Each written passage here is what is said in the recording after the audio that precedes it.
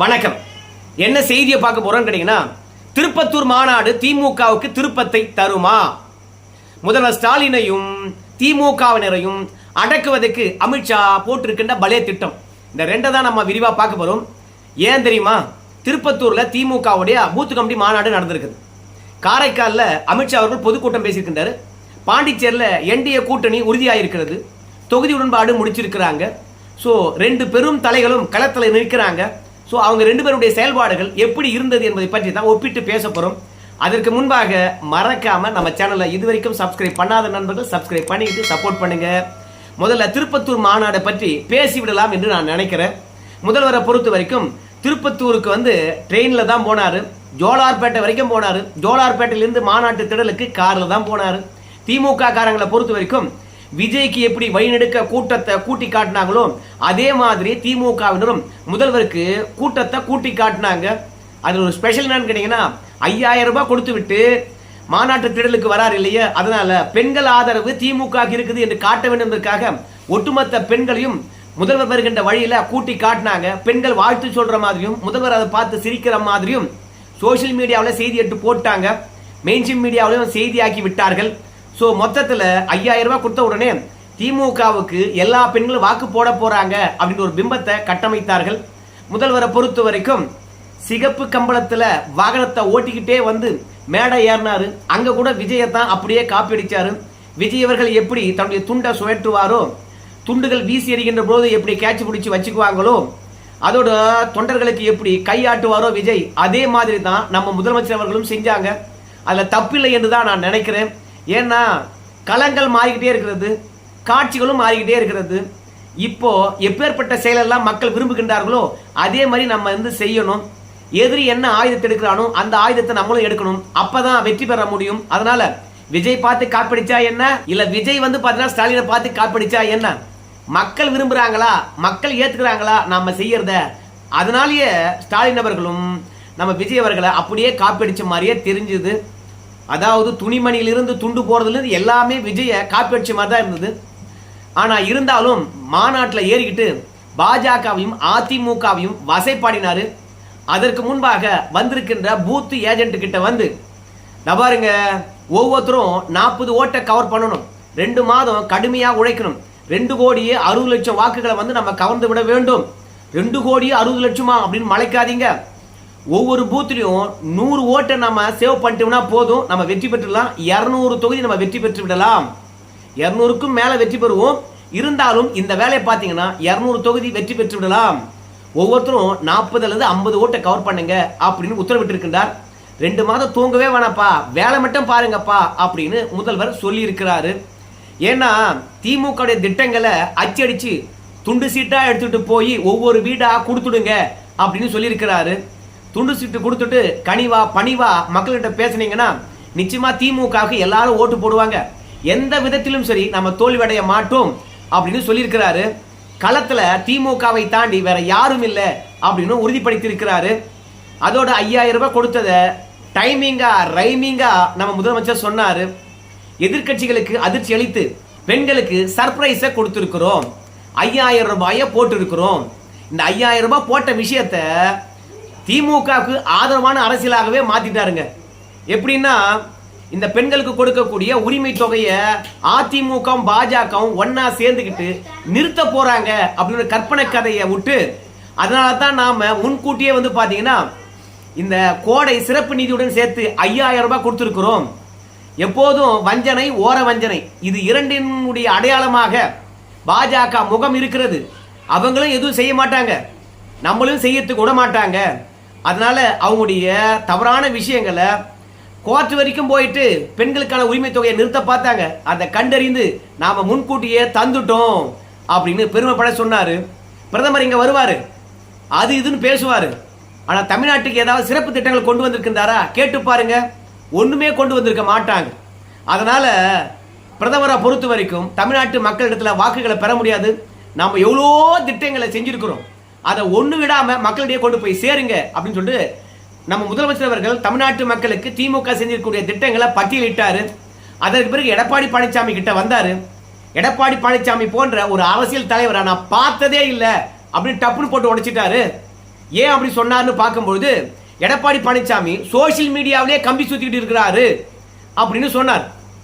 உண்மையாகவே எடப்பாடி பழனிசாமி சோசியல் மீடியாவில் கம்பு சுத்துறாரா அப்படின்னு நான் தேடி பார்க்கும்போது சோசியல் மீடியாவில் கூட எடப்பாடி பழனிசாமி கம்பு சுத்தவே இல்லைங்க. எடப்பாடி பழனிசாமிய எக்ஸ் தளத்தில் பின்பற்றக்கூடியவங்க 700K அப்படி பார்க்கும்போது 7 லட்சம் பேர். ஆனால் குறைந்தபட்சம் திமுகவுடைய அன்றாட தவறுகளை தன்னுடைய சோசியல் மீடியாவில் செய்தியாக்கலாம். ஆனால் எடப்பாடி பழனிசாமி அதில் போறதே கிடையாதுங்க. யாருக்காவது வாழ்த்து தெரிவிப்பதா இருந்தா, யாராவது இறந்த நாளில் அஞ்சலி செலுத்துவதா இருந்தா அதை மட்டுமே தன்னுடைய எக்ஸ் தளத்தில் போடுறாருங்க. தேர்தல் வாக்குறுதியாக 20 கொடுத்துருக்காருன்னு நினைக்கிறேன் நம்முடைய எடப்பாடி பழனிசாமி. அந்த 20 கூட தன்னுடைய எக்ஸ் தளத்தில் போடாத மனுஷன் தாங்க எடப்பாடி பழனிசாமி. அது மட்டும் கிடையாதுங்க, திமுக ஆட்சியில் தவறுகளே நடக்கலையா, இல்ல ஊழல்களே நடக்கலையா, இல்ல அமைச்சர் பெருமக்கள் ஊழல் புகார்ல பதவிகள் பறிக்கப்படலையா, டாஸ்மார்க் வழக்கில் அமைச்சர்கள் சிறைக்கு போலையா, இல்ல பெண்கள் கூட்டு பாலியல் வன்புணர்வுக்கு ஆளாகலையா, அண்ணா பல்கலைக்கழகத்தில் பெண்ணுக்கு பாலியல் தொந்தரவு கொடுக்கப்படலையா, திமுக காரன் போதைப் பொருள் விற்பனை பண்ணலையா, இல்ல திமுக ஆட்சியில கள்ளச்சாராயம் குடித்து விட்டு 72 பேர் உயிரிழக்கலையா, மரக்காணம் மற்றும் செங்கல்பட்டுல 22 பேர் மீண்டும் கள்ளச்சாராயம் குடித்து இறக்கவில்லையா, போதைப் பொருள் நடமாட்டமானது எக்கச்சக்கமா இருக்கிறது அது தெரியலையா, இல்ல இன்கம் டாக்ஸ் மற்றும் இடி மணல் கொள்ளையை பற்றி விசாரணை நடத்தலையா, டாஸ்மாக் நிறுவனத்தில் போய் இறங்கி களத்துல ஏயா இவ்வளவு ஊழல் பண்ணிக்கிறீங்களே அப்படின்னு ரெய்டு விடலையா, தலைமைச் செயலகம் வரைக்கும் போலையா ரெய்டுக்கு. இப்படி திமுக ஆட்சியில ஏகப்பட்ட பிரச்சனைகள், ஏகப்பட்ட ஊழல்கள், ஏகப்பட்ட சட்ட ஒழுங்குகள். எவனாவது கனிம வளத்தை கொள்ளடிச்சா அதை தட்டி கேட்டா ஜபகர் அலி என்கின்றவன பின்னாடியே லாரி ஏற்றி கொள்ளுகின்ற கொடூர நிகழ்ச்சி இந்த தமிழகத்தில் நடந்தது. அதுலயும் எடப்பாடியாருடைய கட்சிக்காரர் தான் அவரு. அவரை பற்றி எடப்பாடி பழனிசாமி தெரியுமா? ஒரு கண்டன அறிக்கை விட்டுட்டு லாரியை பின்னாடி ஏற்றி கொண்டு இருக்கிறானே அவனை எதிர்த்து போராட்டம் நடத்தினாரா? மணல் திருட்ட தடுத்த விஓ பாத்தீங்கன்னா அவருடைய அலுவலகத்திலேயே வெட்டி படுகொலை செய்யப்பட்டாங்க. கண்டனம் மட்டும் தெரிவிச்சு விட்டு கவர்மெண்ட் வீட்டில் படுத்திருந்தாரு. போராட்ட களத்துக்கு போனாரா? அதோட கஸ்டோடியல் டெத்து, காவல் நிலைய மரணங்கள் இந்த ஆட்சியில் 48 நடந்திருக்குது. 24 காவல் நிலையத்தில். இந்தியாவே திரும்பி பார்க்க வைத்த காவல் நிலைய மரணம் அஜித்குமார் மரணம். திமுக பாத்தீங்கன்னா மூடி மறைக்க பார்த்தது. ஆனா எப்படியோ ஒன்று அந்த குடும்பத்தினர் பாத்தீங்கன்னா சமூக வலைத்தளங்கள் மெயின்ஸ்ட்ரீம் மீடியாவெல்லாம் அழுது புரண்டு வெளி உலகத்துக்கு கொண்டு வந்தாங்க. எடப்பாடி பழனிசாமி அதுக்காக என்ன பண்ணாரு? ஏன் இதெல்லாம் சொல்றேன்னு கேட்குறீங்களா? இந்த திமுகவையும் முதலமைச்சரையும் அடக்குவதற்கோ அவர் ஆட்டத்தை முடக்குவதற்கோ எடப்பாடி பழனிசாமி ஒன்றும் பண்ணல, அமித்ஷாவும் ஒன்றும் பண்ணல. இப்ப தேர்தல் நெருங்கி போச்சு. அமித்ஷா ஸ்டாலினை எப்படி கண்ட்ரோல் பண்ணுவாரு? திமுகவை எப்படி அடக்க போறாரு? அவங்க ஆட்டத்தை ருத்ரவ தாண்ட ஆடுற மாதிரி ஆடுறாங்க. இப்போ திமுக எதிராக பாஜக என்ன அஸ்திரத்தை வச்சிருக்குது? 5000 ரூபாய் கொடுத்தாங்க. அந்த 5000 ரூபாய்க்கு முன்பாக 5000 ரூபாய் கொடுத்து திமுகவுக்கு ஆதரவு வாக்குகள் வரதுக்கு முன்பாக அதை ஒண்ணும் இல்லாம ஆக்கிறதுக்கு ஒரு பிரம்மாஸ்திரத்தை மத்திய அரசாங்கமும் எடப்பாடி பழனிசாமி சேர்ந்துக்கிட்டு ஏதாவது ஒன்று பண்ணிருக்கணுமே. ஏதாவது பண்ணாங்களா?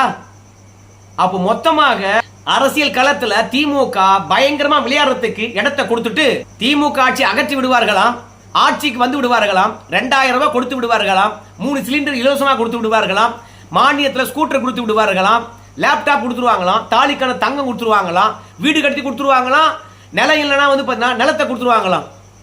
என்னடா கதை விடுறீங்க? நம்ம முதலமைச்சரை பொறுத்த வரைக்கும் 10 தேர்தலில் அதிமுகவுக்கும் பாஜகவுக்கும் தோல்வியை தந்திருக்கிறாங்க. மீண்டும் மீண்டும் பழைய விஷயத்தை கலருகின்றார். ஆனா இந்த ஆட்சியில இப்பதான் நடந்தது. அதை பற்றி எடப்பாடி பழனிசாமி பேசவும் மாட்டாரு, பொதுத்தளத்துக்கு போராடவும் மாட்டார். கொடநாடு வழக்கு இன்னைக்கும் திருப்பத்தூர்ல பேசுறாரு நம்முடைய முதலமைச்சர் ஐயா அவர்கள். எடப்பாடி என்ன கவுண்ட் கொடுக்க போறாரு? தூத்துக்குடி துப்பாக்கி சூடு சம்பவம் அது அதிமுக ஆட்சியில் தான் நடந்தது. அதை அடிப்படையை வச்சுதான் 10 தேர்தலில் எடப்பாடி பழனிசாமி தோல்வியை கொடுத்தாங்க. மீண்டும் அதை பேசுறாரு. ஏன் பேசுறாரு? இன்னைக்கும் ஊடகமானது அது எல்லார்கிட்டையும் கொண்டு போய் சேர்க்கும். எடப்பாடிக்கு எதிராக இதை தான் பேச முடியும், வேற என்ன பேச முடியும்? அதோட சாத்தான் குளம் தந்தை மகன் கஸ்டடியல் டெத்து அதை பத்தி பேசுறார். பொள்ளாச்சி சம்பவம் போதுமட ஆட்சி என்று எடப்பாடி ஆட்சிக்கு முற்றுப்புள்ளி வைத்தது. அதை எடப்பாடி பழனிசாமிக்கு எதிராக இன்னைக்கும் அஸ்திரமாக முதலமைச்சர் பேசினார். எடப்பாடி பழனிசாமி அதிமுகவை பாஜகவுடைய கிளைக்கழகமா மாத்திட்டாருன்னு சொன்னார். உண்மைதானா என்று பார்க்கும்போது அப்படிதான் தெரியுது. ஆட்சியை பிடிக்க போறேன், முதலமைச்சர் ஆக போறேன், தனிப்பெரும்பான்மையுடன் அதிமுக ஆட்சி அமைக்கும் அப்படின்னு எல்லா மேடையிலும் கூவிக்கொண்டிருக்கின்ற எடப்பாடி பழனிசாமி தேமுதிகவை கூட பேச்சுவார்த்தை நடத்தி கூட்டணிக்கு கூப்பிட்டு வர முடியல. தினகரனை பேச முடியாது, ஏன்னா அதிமுகவுக்கும் அவருக்கு சண்டை இருந்தது. அது பாஜக பேசலாம், தேமுதிக கிட்ட ஏன் பேச முடியாம போச்சு? பாஜக தான் பேசு. டாக்டர் கிருஷ்ணசாமி அந்த ஆளு நாடாளுமன்ற தேர்தலில் அதிமுகவில் இருந்தார், அவர்கிட்ட பேச முடியல. ஏன் பேச முடியல? ஏன் இவரை நம்பி வரமாட்டாங்க? நம்ம முதலமைச்சர் சொன்னதுதான், களத்திலே இல்லாத ஒருத்தர் சோசியல் மீடியாவில் கம்பு சுத்துறாரு. சோசியல் மீடியாவில் கூட கம்பு சுத்தல, அது முதலமைச்சருக்கு தெருல போல இருக்குது. அதிமுகவில் இருக்கக்கூடியவங்க சோசியல் மீடியாவில் பதிவு போடுறாங்க. அதை தாண்டி எடப்பாடி பழனிசாமிக்கு பாவம் ஒன்றும் தெரியாது. ஜெயலலிதா கிட்ட அரசியல் செய்தவர், முதலமைச்சராக இருந்தவர், எதிர்கட்சி தலைவராக இருந்தவர். சசிகலா வேண்டாம் என்பதற்காக மெனக்கிட்டார், வெற்றி பெற்று விட்டார். பன்னீர்செல்வத்தை கட்சி விட்டு தூக்கணும், வெற்றி பெற்று விட்டார். டிடிவி தினகரன் அதிமுக உரிமை கொண்டாடக்கூடாது, வெற்றி பெற்று விட்டார். ஆனால் ஸ்டாலின் அவர்களை ஆட்சி விட்டு அகற்றுவதில் நம்ம எடப்பாடி பழனிசாமி வெற்றி பெற்றாரா? எதிர்கட்சியா சிறப்பாக செயல்பட்டு இருக்கின்றாரா? கூட்டணிகளை பொறுத்த வரைக்கும் எதிர்கட்சி வரிசையில் இருக்கிறவங்க நான் எடப்பாடியுடன் தான் சேருவேன். திமுக ஆட்சியில் எவ்வளவு அவலங்கள், எவ்வளவு கொடூரங்கள். இந்த ஆட்சி தொடரலாமா? தேவையில்லை, எடப்பாடி தலைமை தான் வெற்றி பெற போகுது, நான் அங்கதான் போக போறேன் என்று சொல்லிட்டு எதிர்கட்சி வரிசையில் இருக்கிறவங்க வரிசையா வந்து எடப்பாடி கிட்ட அல்லவா நிக்கணும். நின்னாங்களா? திமுக கூட்டணியில 9 வருஷமா இருக்கிறவங்க அங்கேயே இருக்கிறாங்க. திமுக கூட்டணியில ஏகப்பட்ட சச்சரவுகள், சண்டைகள், சச்சரவுகள். ஆனாலும் அங்கதான் இருப்பன்றாங்க. ஏன்? 5 ஆண்டு காலம் ஆட்சி செய்த பிறகும் திமுக வெற்றி பெறும் என்ற நம்பிக்கை இருக்கிறது.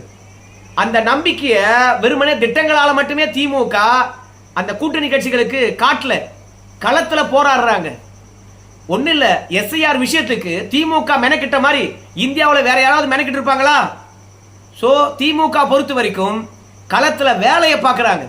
மீடியாக்கள்ல வெளியே வருது, மீடியாவும் வந்து பாத்தீங்கன்னா மீண்டும் திமுக தான் ஜெயிக்கும் என்ற ஒரு நம்பிக்கையில் இருக்கிறாங்க. அதனால தைரியமா வந்து பாத்தீங்கன்னா எதிர்கட்சிகளுக்கு ஆதரவு தெரிவிக்க முடியல. அதனால மத்திய ஆட்சி அதிகாரத்தில் இருந்தும் திமுகவை ஒன்றும் பண்ண முடியல. முதல்வர் ஸ்டாலினை அடக்க முடியல. திமுக காரன் பண்ணாத ரவுடி விஷயமே கிடையாது. திமுக காரனை வந்து பாத்தீங்கன்னா யாரும் எதிர்த்து பேசவே முடியாது. தெருவுக்கு தெருவு ரவுடி இருக்கிறான், தெருவுக்கு தெருவு அட்டூழியங்கள் நடக்குது. ஆனாலும் திமுக வெற்றி பெறும். எப்படி?